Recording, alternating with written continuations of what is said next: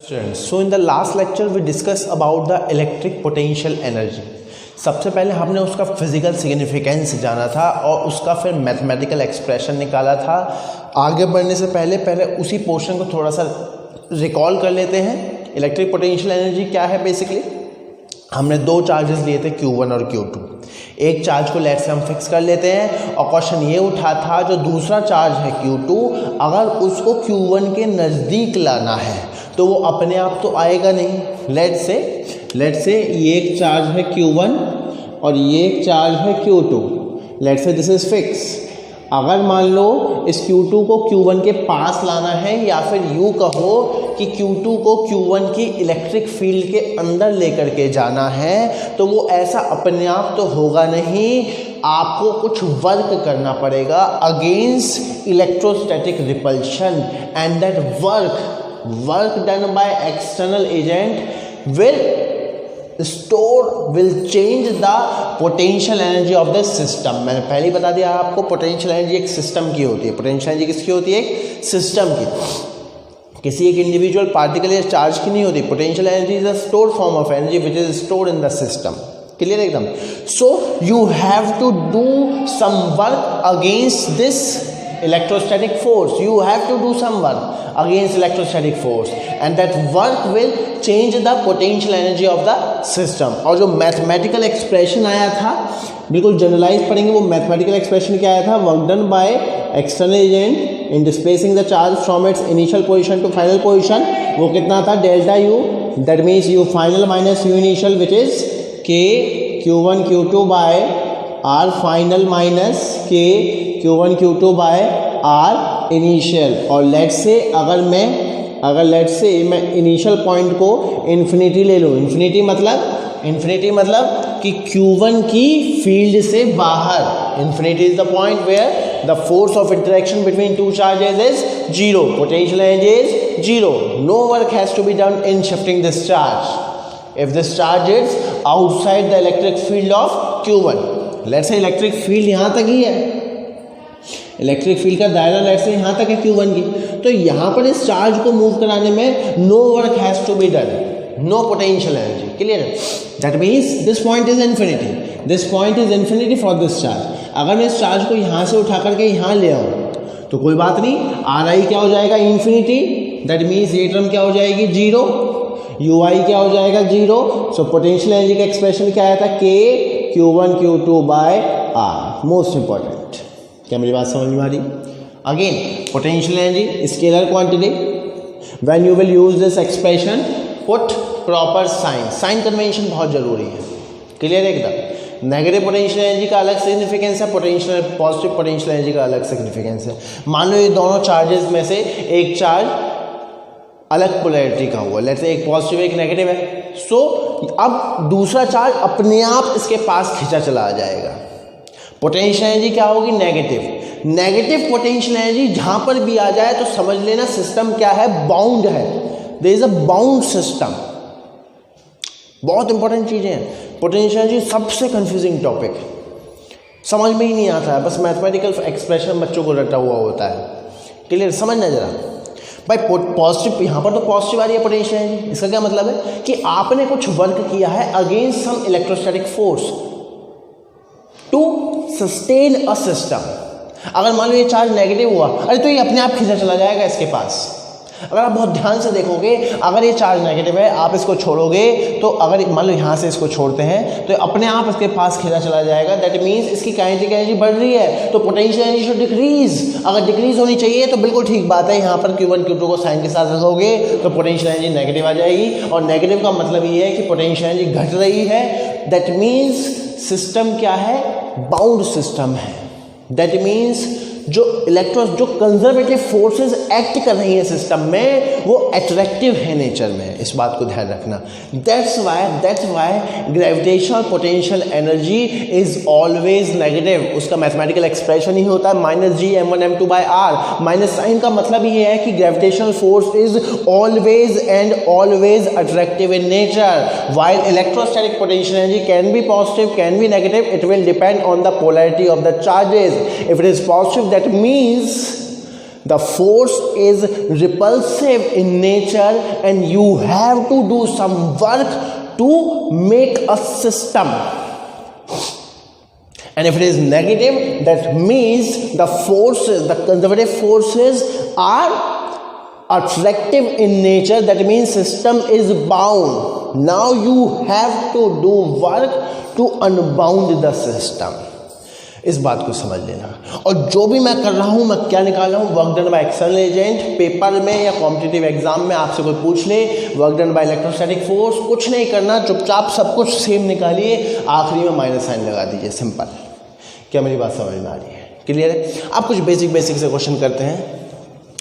इसको समझना बहुत ज़रूरी है, जो कंसेप्ट आया है ना work done by external agent, इसको समझना बहुत ज़रूरी है। अब बहुत ही देखिए बेसिक से क्वेश्चन हो सकते हैं। तो कोई चार्ज कॉन्फ़िगरेशन रख सकता है, उसकी पोटेंशियल एनर्जी पूछ सकता है। जस्ट लाइक मान लीजिए क्वेश्चन वो कैसे पूछ सकता है, बिल्कुल एकदम डिटेल में पढ़ेंगे। मान लीजिए ये एक इक्विलैटरल ट्राइंगल है जिसकी साइड कितनी है L, उसके तीनों कॉर्नर पर 3 चार्ज रखे हुए हैं, कैपिटल क्यू, मैग्नीट्यूड में भी सेम और पोलैरिटी में भी सेम। वो कैसे पूछ सकता है वो? या तो वो पूछ सकता है simply find the potential energy of the system, simple find the potential energy of the system. या फिर थोड़ा घुमा के पूछ सकता है find the work done to assemble this system. ये अपने आप तो नहीं बना होगा, सिस्टम अपने आप तो नहीं बना होगा, क्योंकि जो फोर्सेस लग रही हैं वो रिपल्सिव लग रही हैं। सो वो यही पूछ रहा है find the work done to assemble this system. तो दोनों एक ही बात है, या तो वर्क डन निकाल लो या फिर पोटेंशियल एनर्जी निकाल लो, बात तो एक ही है।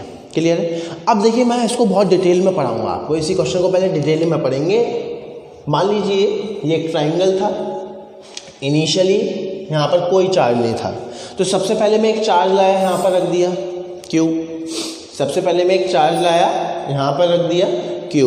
ठीक है भाई, क्या अभी फ़िलहाल इस चार्ज को यहाँ पर, जब मैंने इस चार्ज को इनफाइनाइट से उठा करके यहाँ रखा तो कोई वर्क करना पड़ा होगा? अरे कोई वर्क नहीं करना पड़ा होगा।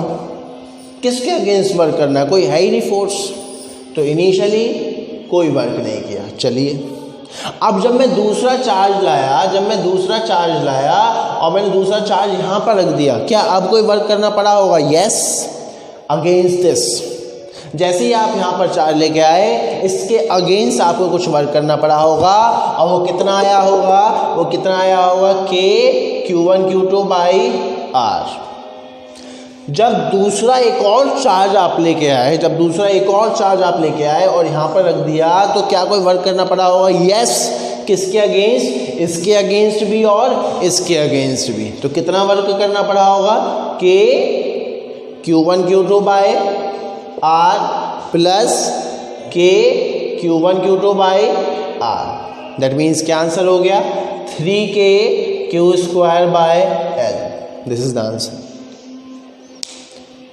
यही सिस्टम की पोटेंशियल एनर्जी भी है, और यही क्या है? Work done to assemble this system. ध्यान रखिए, work done to assemble this system.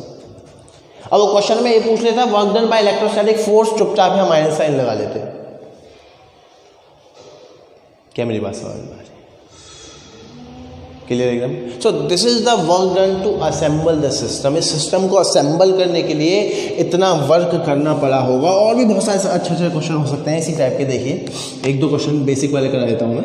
मान लीजिए अब एक स्क्वायर आ गया भाई, चलो same question, find the work done to assemble the system. बिल्कुल बेसिक से करेंगे। पहले मैं आपको फील दिला रहा हूँ, उसके बाद डायरेक्ट आ जाएगा। पहला चार्ज यहाँ रखा, कोई वर्क करना पड़ा होगा क्या? कोई वर्क नहीं करना पड़ा होगा।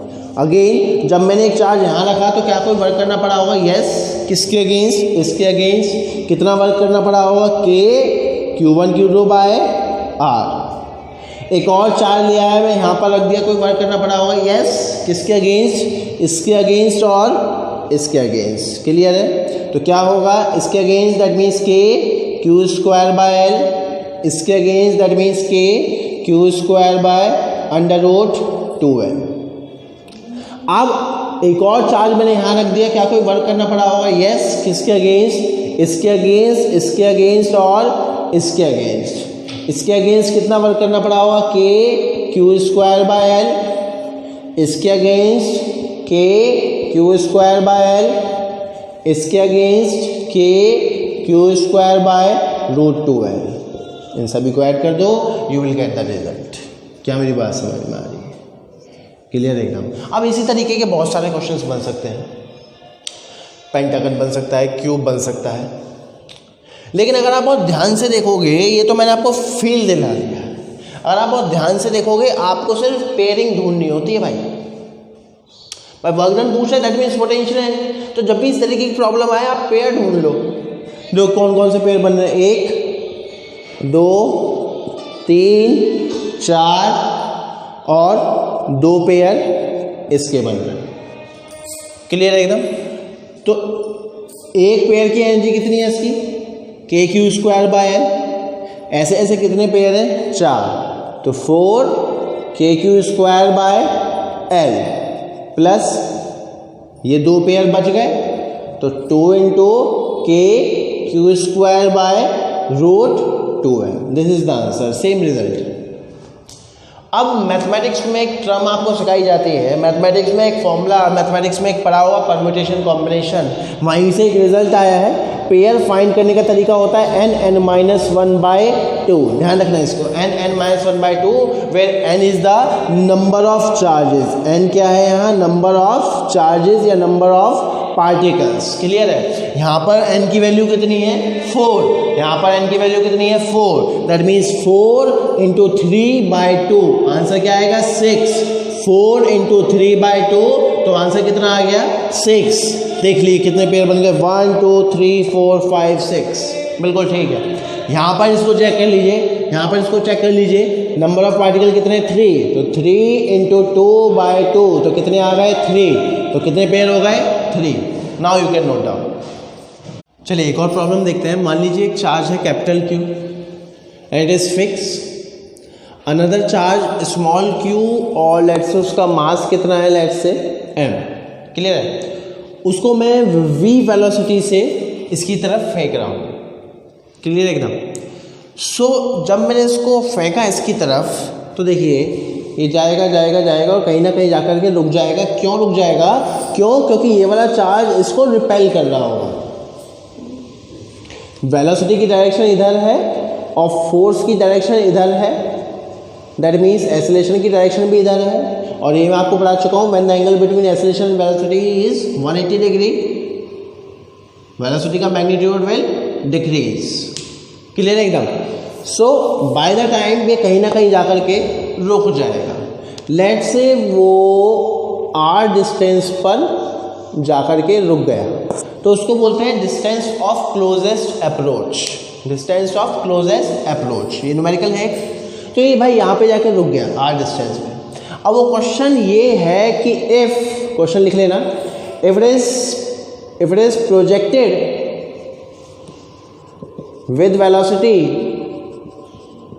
2v, then find the distance of closest approach।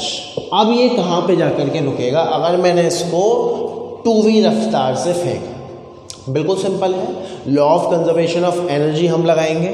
वो क्या होगा, दोनों बार लगा देंगे। वो क्या होगा, लेट्स से जब मैं इसको 2v रफ्तार से फेंक रहा हूँ, तो लेट्स से ये r डैश पे जाकर के रुक गया। क्लियर है। पहली इक्वेशन यहाँ से बनाऊंगा, दूसरी इक्वेशन यहाँ से बनाऊंगा, you will get the result. भाई सिस्टम में जितनी भी फोर्सेस लग रही है वो सारी की सारी के conservative, that means you can apply law of conservation of energy.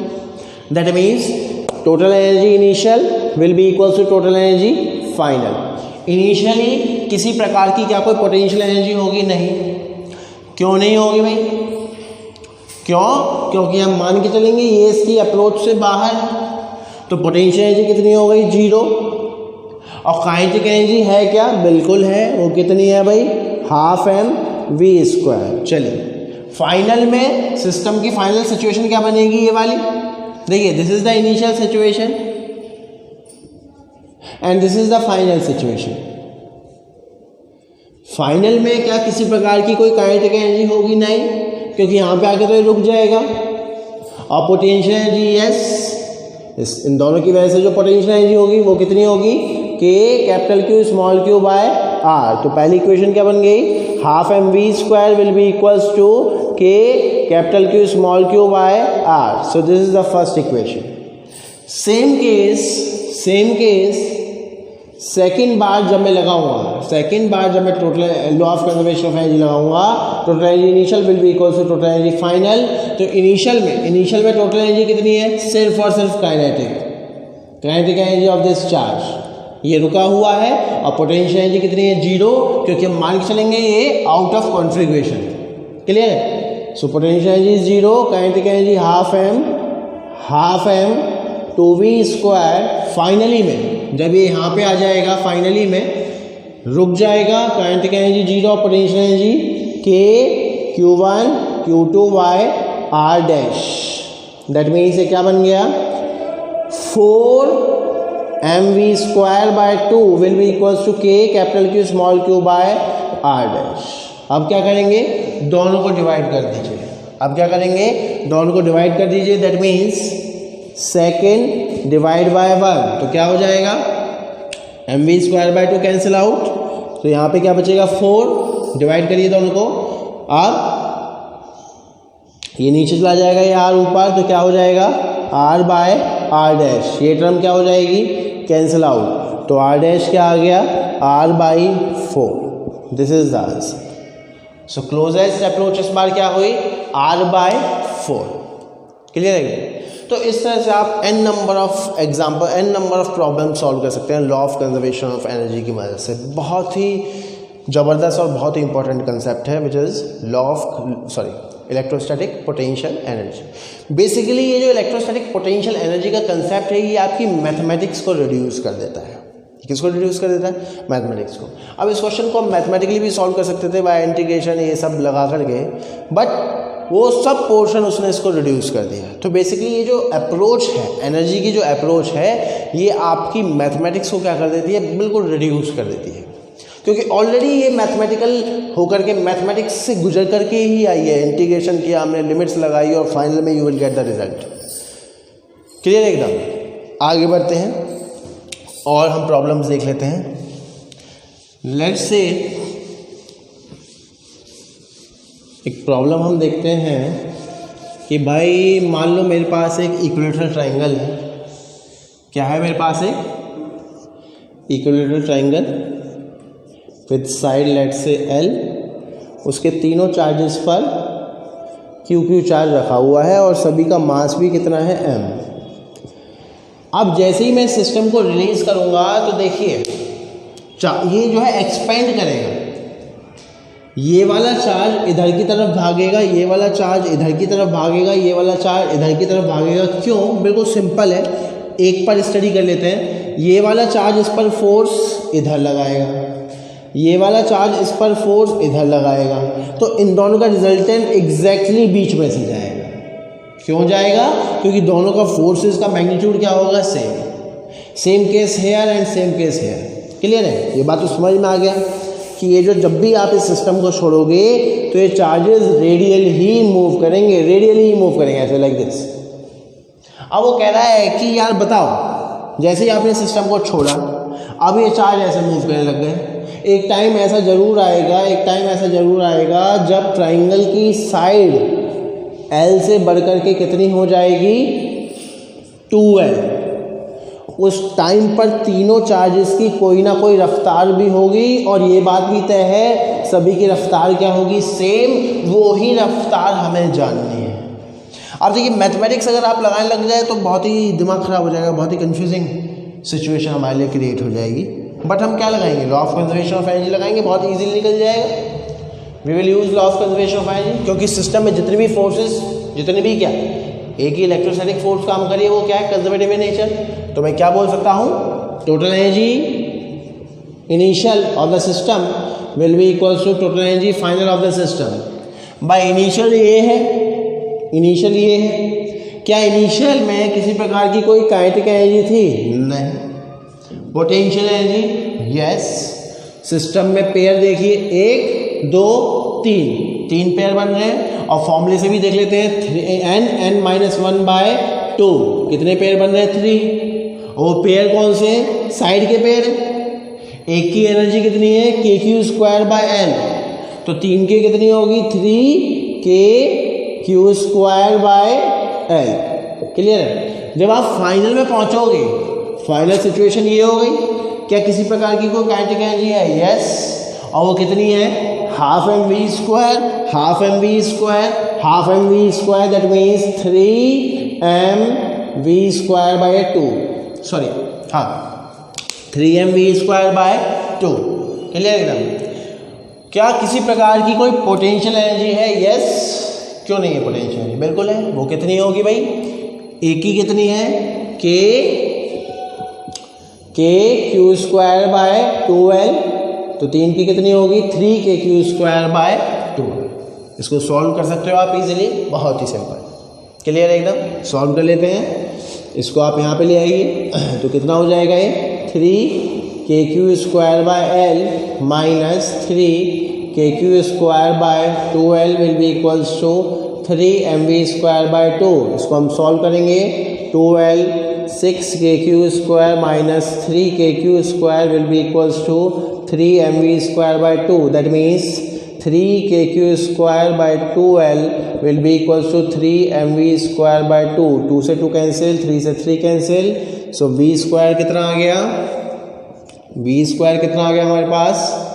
v square हो गया k Q square by m, so v कितना हो गया? k Q square by under root. So this is the answer.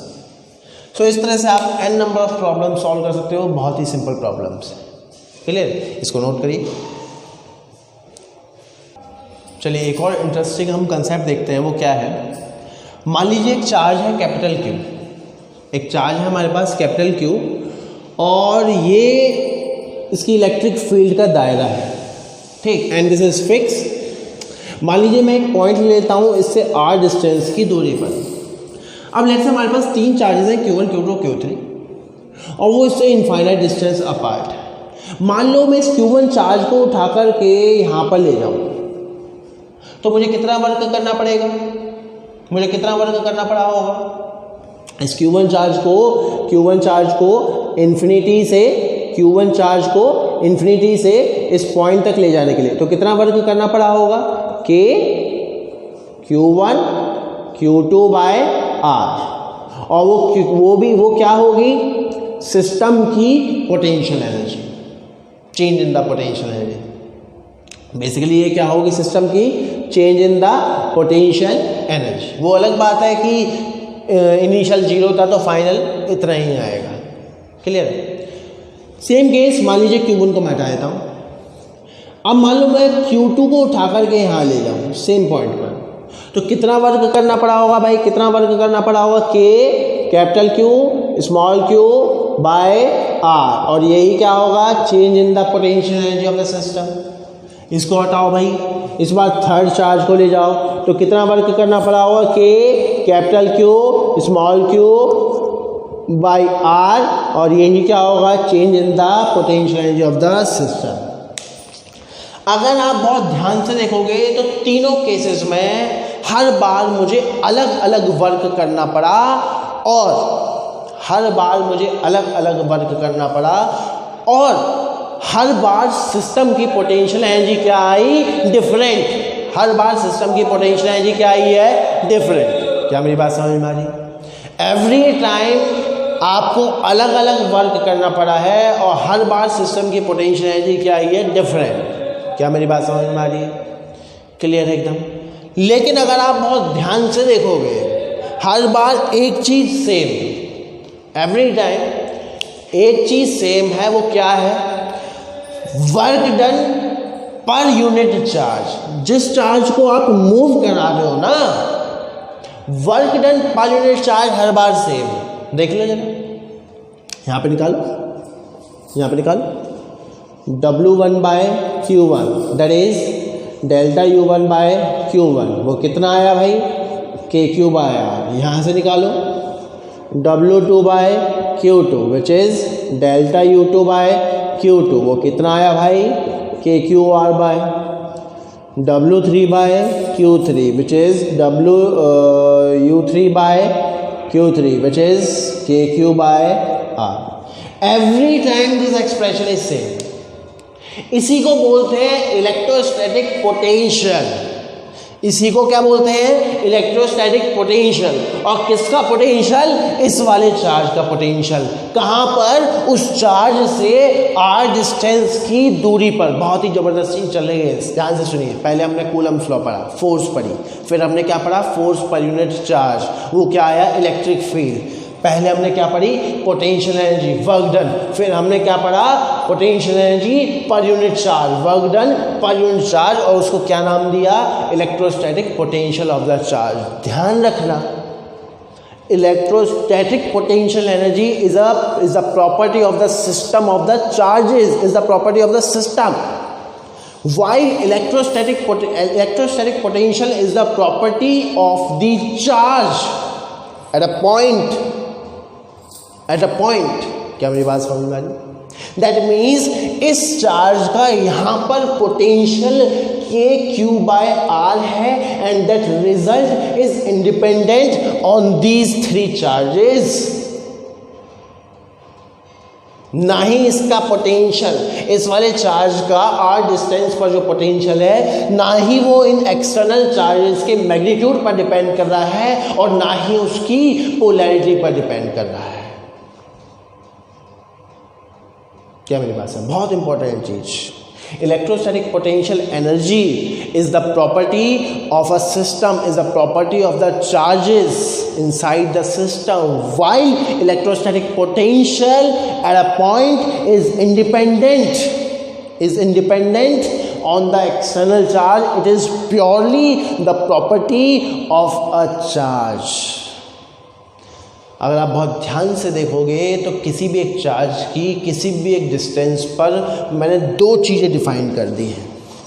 किसी भी एक charge की किसी भी एक पर्टिकुलर डिस्टेंस पर, r डिस्टेंस पर, मैंने 2 चीज़ें डिफाइन कर दी हैं। एक चीज़ है electric field which is KQ/R², which is a vector quantity, और एक चीज़ है उसका पोटेंशियल विच इज़ KQ/R। और ये कैसी क्वांटिटी है? ये कैसी क्वांटिटी है? स्केलर क्वांटिटी, और इसको किससे डिनोट करते हैं? V से। 2 चीज़ें डिफाइन हो गई, बहुत ही ज़बरदस्त चीज़ है, और आगे जाके इन दोनों में भी रिलेशन हम ड्राइव करेंगे। किसी भी एक चार्ज की 2 प्रॉपर्टीज होती हैं, एक है स्केलर, एक है वेक्टर।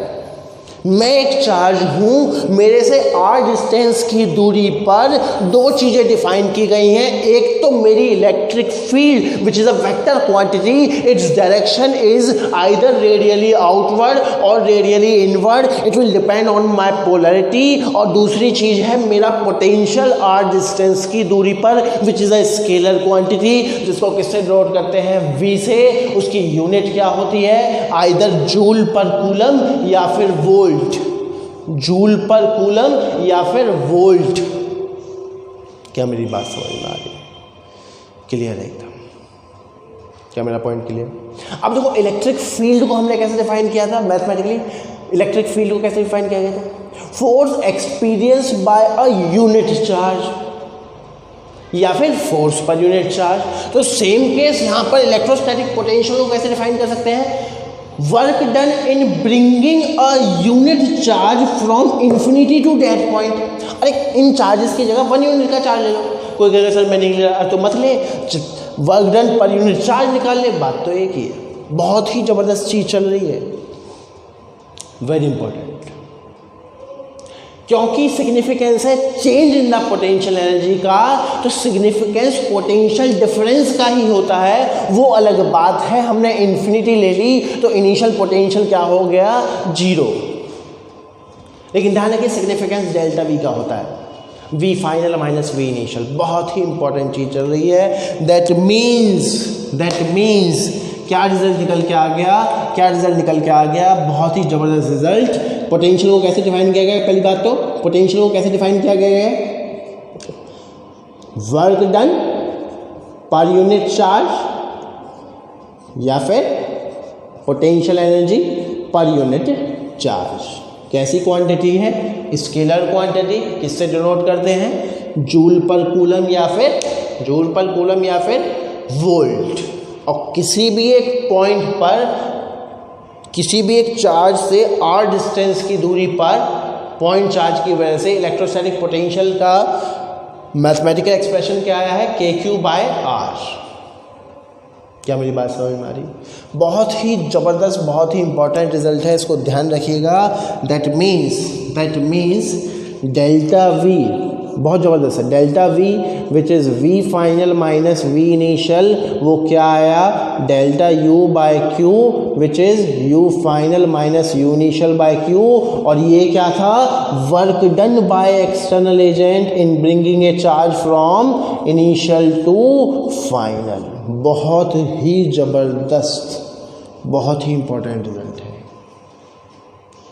दैट मीन्स इन दो टर्म को मैं एलिमिनेट कर दूं, इसको और इसको इक्वेट करूं, इसको इक्वेट करूं, तो क्या रिजल्ट आ गया मेरे पास, work done by external agent in bringing a charge from initial point to final point, वो कितना आया, जिस भी चार्ज को मूव कराना है times potential difference between these two points because of external charge या एक्सटर्नल फील्ड। बहुत इंपॉर्टेंट पॉइंट है, क्लियर रहेगा। दैट मीन्स क्या मतलब है इसका, समझ, मैथमेटिक्स पे मत जाना, फिजिक्स को समझना। क्या मतलब है इसका, इसको मैं रब करता हूँ। इसका क्या मतलब है, मान लीजिए एक चार्ज है मेरे पास Q, क्लियर है, इसकी इलेक्ट्रिक फील्ड है, ठीक भाई, सारे में इसकी इलेक्ट्रिक फील्ड भी होगी। चलो अब मान लीजिए मैं दो पॉइंट ले लेता हूँ, एक पॉइंट है A और एक पॉइंट है B। यहाँ से ये R1 डिस्टेंस की दूरी पर है और यहाँ से ये R2 डिस्टेंस की दूरी पर है। भाई यहाँ पर इसका पोटेंशियल तो फिक्स है ना, VA कितना होगा, कैपिटल Q/R1 और VB भी कितना होगा, कैपिटल Q/R2। बहुत इंपॉर्टेंट चीज़ चल रही है। मान लीजिए मेरे पास एक चार्ज है स्मॉल q, और मुझे इस चार्ज को B पॉइंट से A पॉइंट तक लेके जाना है। पहली बात तो अपने आप नहीं जाएगा, क्यों, क्योंकि दोनों चार्ज पॉजिटिव हैं, मुझे B से A तक लेके जाना है, तो मुझे कुछ वर्क करना पड़ेगा। अब कोई पूछ रहा पता है भैया कितना वर्क करना पड़ेगा, दिमाग आ गया भाई, ये फॉर्मूला लगाऊंगा मैं, work done by external agent from initial to final, work done by external agent from initial to final, वो कितना होगा भाई, जिस भी चार्ज को मूव कराना है times potential difference which is V final minus V initial which is KQ bye final क्या आ गया, R1 minus KQ bye R2। और देखो यही क्या है, change in the potential energy. देखो सब कुछ लिंक्ड है, चीज़ों को समझने की कोशिश कीजिए, सब कुछ लिंक है एक दूसरे के साथ। Electrostatic potential, it is the work done in bringing a charge from work done in bringing a unit charge from infinity to that point. ये तो मैथमेटिक्स है, ये तो डेफिनेशन है, इसको फील करो। अगर मान लो यूनिट चार्ज है तो कोई बात नहीं यार, पर यूनिट चार्ज निकाल ले, work done per unit charge. अगर मैं जनरलाइज बात कर लूँ, पोटेंशियल डिफरेंस क्या होगा, it is the work done per unit charge, it is the work done per unit charge in bringing it from one point two another in the field of some external charge। बहुत important definition। It is the what is this? It is the what is this? इसको मैं यहाँ पे लिख सकता हूँ, इस Q को मैं यहाँ लिख सकता हूँ, तो it is the work done per unit charge in bringing that charge from one point to another in the field of some external charge। कोई external field तो होगी। अब उस फील्ड के अंदर किसी भी एक चार्ज को एक पॉइंट से दूसरे पॉइंट में ले जाने में जितना भी वर्क करना पड़ा होगा, that will change the potential, that will store in the form of changing the potential energy of the system, and that work per unit charge is the potential difference between these two points. और किसी एक point पर potential define करना है तो दूसरे एक point को इनिशियल को क्या लेना पड़ेगा, infinity. So work done in bringing a unit charge from infinity to that point is the potential of that charge at that point. क्या मेरी बात समझ में आई? तो ध्यान रखना, potential energy is a function of system of two charges, while electrostatic potential is a function of a charge. बहुत important relation है, very important. Work done in bringing a charge from work done by external agent in bringing a charge from initial to final point will be equals to क्या होगा, Q into V final minus V initial. ये कौन सा charge है जिसको आप move करा रहे हो किसी एक एक्सटर्नल फील्ड में. कहीं फील्ड है तो वहाँ पर पोटेंशियल होगा हर पॉइंट पर, उसकी भी बाद में बात करेंगे, इनमें रिलेशन देखेंगे. क्लियर है? सो this is the potential difference between two points. That means अगर किसी दो पॉइंट के बीच में पोटेंशियल डिफरेंस मालूम है आपको, किसी भी दो पॉइंट के बीच में आपको पोटेंशियल डिफरेंस मालूम है और उन दो पॉइंट के बीच में आप चार्ज को मूव करा रहे हो तो easily you can calculate the work done by this relation. Clear एकदम? इसको नोट डाउन करिए इस कंसेप्ट को. चलिए, सो हमने क्या क्या चीज़ें सीख ली हैं, इसको थोड़ा सा ब्रीफली समझते हैं. एकदम बहुत ध्यान से इसको समझिएगा और एकदम से क्लियरिटी आपके दिमाग में होनी चाहिए. मान लीजिए मेरे पास एक चार्ज है. क्लियर? ये चार्ज बार बार इसलिए ले रहा हूँ कि आपको थोड़ा फील आ जाए, अदरवाइज मैं नॉर्मल इलेक्ट्रिक फील्ड भी बना सकता हूँ. ये चार्ज है, इस चार्ज से r डिस्टेंस की दूरी पर दो चीज़ें हमने डिफाइन कर दी है. एक तो इसका पोटेंशियल और इसकी इलेक्ट्रिक फील्ड. इलेक्ट्रिक फील्ड का एक्सप्रेशन क्या आया, k q by R square and is a vector quantity. और पोटेंशियल का एक्सप्रेशन क्या आ गया, k q बाय आर. क्या मेरी बात समझ में आ रही? क्लियर एकदम? एक स्केलर टर्म डिफाइंड है और एक वेक्टर टर्म डिफाइंड है किसी भी एक चार्ज की. ठीक है, इसका एक्सप्रेशन ये है, वो तो सबको मालूम है कि Q बाय आर, लेकिन इसका फिजिकल सिग्निफिकेंस आपको मालूम होना चाहिए. इसका फिजिकल सिग्निफिकेंस क्या है, यहाँ पर इस चार्ज को डिफाइन करने का तरीका क्या है, work done in bringing a unit positive charge from infinity to that point is known as electrostatic potential of this charge at that point. क्या मेरी बात समझ में आ रही है? क्लियर है एकदम? अब मान लीजिए एक चार्ज को एक पॉइंट से उठा करके दूसरे पॉइंट पर लेके आ रहे हैं, ए से बी. यहाँ पर पोटेंशियल है वी ए, या फिर यहाँ पर पोटेंशियल है वी इनिशियल, यहाँ पर पोटेंशियल लेट से वी फाइनल. क्लियर है एकदम? सो यहाँ से इस चार्ज को, इस क्यू चार्ज को, लेट से इस क्यू चार्ज को मुझे यहाँ से यहाँ मूव कराने में कुछ वर्क करना पड़ा होगा. सो वर्क डन क्या आएगा, work done by external agent from initial to final. वो कितना आया, जिस चार्ज को मूव कराना है क्यू टाइम्स पोटेंशियल डिफरेंस. अगर आप इसको एक्सपेंड भी करोगे यही क्या आ जाएगा, delta you which is you final minus U initial. क्या मेरी बात समझ में आ रही है? क्यों? क्योंकि जब आप इसको एक्सपेंड करोगे तो क्या हो जाएगा, वी फाइनल मतलब k q by R F minus k q by R I. ये जो लिखा है मैंने वी एफ क्या है, potential of this charge at that point. V I क्या है, potential of this charge at that point. अब इसको अंदर सॉल्व कर लो तो क्या आ जाएगा, k q1 q2 by R F minus k q1 q2 by R I. और यही क्या हो गया, यू एफ, और यही क्या हो गया, यू आई. इस कंसेप्ट को आपको समझना ही होगा, बहुत इंपॉर्टेंट कंसेप्ट. क्लियर एकदम? और ये जो मैथमेटिकल एक्सप्रेशन है this is also very important. ये work done by external agent है. और कोई आपसे पूछ ले work done by electrostatic force, कुछ नहीं करना, चुपचाप आखिरी में माइनस साइन लगाना है. क्लियर एकदम? सो इस लेक्चर को यहीं रोकते हैं हम. In the next lecture we will see more interesting things. पहले हम इसकी एप्लीकेशंस पढ़ेंगे, बहुत अच्छी न्यूमेरिकल्स हम सॉल्व करेंगे. क्लियर है? उसके बाद और इंटरेस्टिंग चीज़ हम इसमें देखेंगे।